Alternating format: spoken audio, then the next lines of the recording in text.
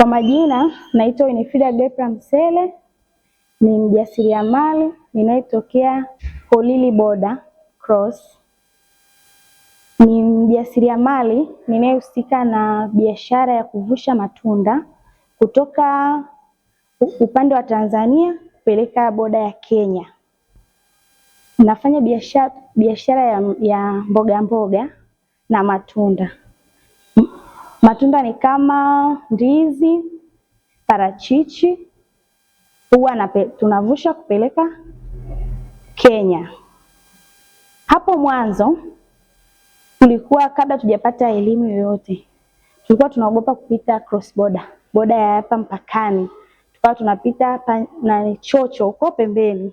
Tukiogopa, ni hofu tu ilikuwa inatufanya tunaogopa kupita hapa ndani, labda mizigo itazuiwa au mtaji mdogo utachukuliwa, kwa hiyo tukawa tunaogopa. Ila tunashukuru kwa kutuletea AGRA na EABC kwa kutuletea mafunzo sisi wajasiriamali wadogo tunaishi hapa mpakani upande wa Holili. Kutuletea mafunzo, tumejifunza, tumeelewa jinsi ya kutumia mpaka wetu na tusipite porini. Kwa hiyo hata mimi binafsi sasa hivi na uhuru nilivyopata ya mafunzo ya AGRA na EABC kwamba na uwezo wa kupita hapa mpakani, nisipitie tena porini.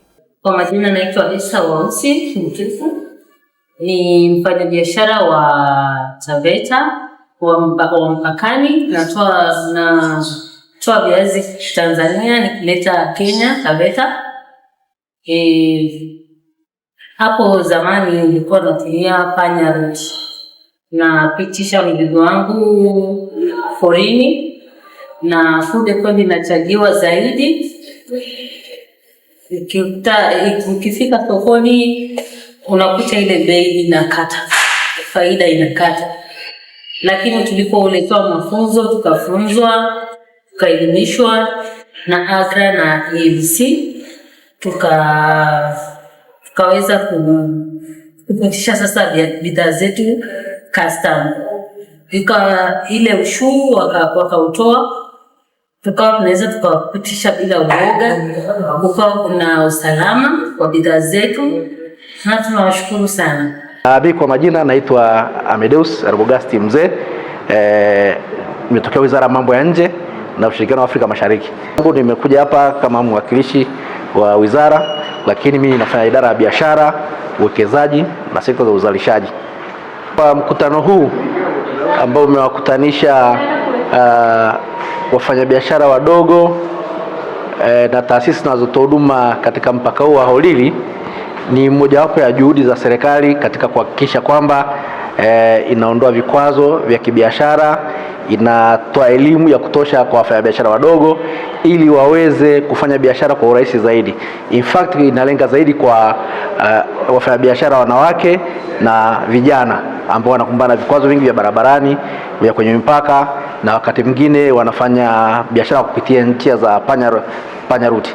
Kwa hiyo mafunzo haya yanalenga kuongezea uelewa ili tuweze kukuza biashara, lakini pia tuwafundishe waweze kujua taratibu ambazo wanatakiwa zifuate katika kufanya biashara.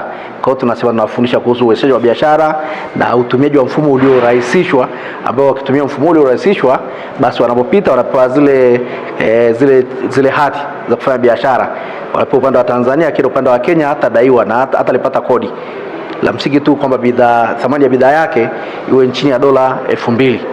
Kwa lengo ni kuona kwamba wafanyabiashara wanafanya biashara kwa kupata taratibu zilizopo, na hatimaye basi waweze kukua, kwa sababu waweze kaendelea kuwa wafanyabiashara wadogo kila wakati. Lazima wakue wawe wananyua wafanyabiashara wakubwa na wafuate taratibu ambazo tumeziweka. Na watoto kila siku wanazaliwa.